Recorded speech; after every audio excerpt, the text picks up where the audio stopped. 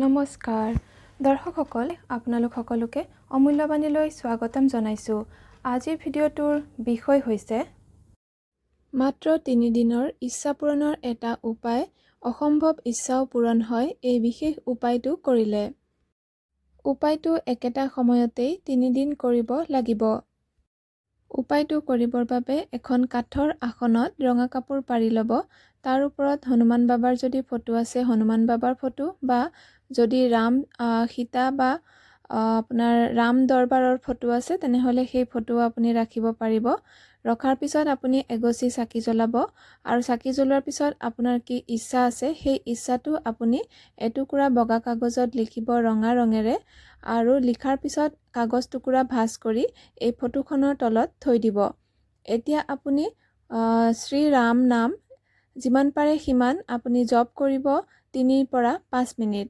তাৰপিছত আপুনি হনুমান চালিচা 3 বাৰ পঢ়িব, আৰু তাৰপিছত পুনৰ আপুনি ৰাম নাম 3 পৰা 5 মিনিট জপ কৰিব, আৰু তাৰপিছত আপুনি হনুমান বাবাৰ আৰতি কৰিব, বা যি পাৰে ক্ষমা প্ৰাৰ্থনা কৰিব। আপোনাৰ যি ভুল হৈছে জানি শুনি বা নজনাকৈ সেয়া ক্ষমা কৰিবলৈ আপুনি ক'ব। তাৰপিছত সেইদিনাৰ কাৰণে আপোনাৰ সম্পূৰ্ণ হ'ব। এটা বিশেষ কথা ক'বলৈ থাকি গ'ল। চাকি গছ জ্বলোৱাৰ পিছত আপোনালোকে হাতৰ তলুৱাত পানী লৈ সংকল্প কৰিব। সংকল্প কেনেকৈ কৰে মোৰ আগৰ ভিডিঅ'ত দিয়া আছে, যদি নাজানে চাই কৰিব। আৰু লগতে আপুনি গুড় আৰু বুটৰ ভোগ আগবঢ়াব। কেঁচা বুট আৰু গুড় আপুনি প্ৰসাদ হিচাপে হনুমান বাবালৈ আগবঢ়াব, আৰু এঘটি পানীও আপুনি সৰু ঘটিত পানী অলপমান থৈ দিব, বা ঘটি নাথাকিলে গিলাচত থৈ দিব, আৰু এই পানীখিনি প্ৰসাদ আপুনি নিজেই খাব লাগিব। ক্ষমা প্ৰাৰ্থনা কৰি হোৱাৰ পিছত শেষত আপুনি এই ভোগ আৰু পানীখিনি খাই দিব। কাকো দিব নালাগে, আপুনি নিজেই খাব। সেয়েহে অলপমানহে আগবঢ়াব, যিমানটো আপুনি খাব পাৰে সিমানখিনিহে আগবঢ়াব। দ্বিতীয় দিনা পুনৰ আপুনি সংকল্প ল'ব নালাগে, কিন্তু যিখিনি সময়ত আপুনি কৰিছিলে এই কামখিনি সেইখিনি সময়তে আপুনি পুনৰ এনেকৈ কৰিব সকলোখিনি, কিন্তু আপুনি হনুমান চালিচা 6 বাৰ পাঠ কৰিব দ্বিতীয় দিনাখন, আৰু ৰাম নাম জপ সেই একেধৰণেৰে 3 পৰা 5 মিনিট কৰিব। আৰু পিছদিনাখন মানে শেষৰ দিনাখনো আপুনি একেটা সময়তেই এই কামখিনি কৰিব।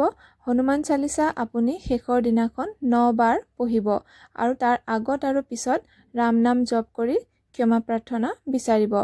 এনেকৈ কৰাৰ পিছত শেষত আপুনি যি টুকুৰা কাগজত লিখিছিলে আপোনাৰ মনৰ ইচ্ছাটো, যেনে মোক এটা চাকৰি পোৱাই দিয়া, বা মই এটা চাকৰি পাইছোঁ, বা মোৰ পাবলগীয়া টকাখিনি পাইছোঁ, ধাৰ ঋণৰ পৰা মুক্ত হ'ব পাৰিছোঁ, সেনেকৈ যে আপুনি লিখিছিলে ইচ্ছাটো, সেই কাগজ টুকুৰা আপুনি কৰ্পূৰৰ সহায়ত জ্বলাই দিব।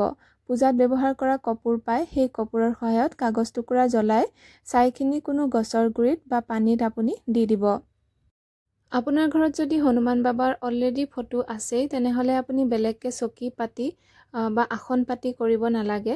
আৰু যদিহে আপুনি আসন পাতি কৰিছিলে তেনেহ'লে সেই আসন আপুনি সামৰিব পাৰিব শেষৰ দিনা, আৰু হনুমান বাবাৰ বা ৰাম দৰবাৰৰ ফটো যদি লৈছিলে সেয়া আপুনি ভগৱানৰ ঠাইত পুনৰ স্থাপিত কৰি ৰাখি দিব, বা ভালদৰে ৰাখি দিব।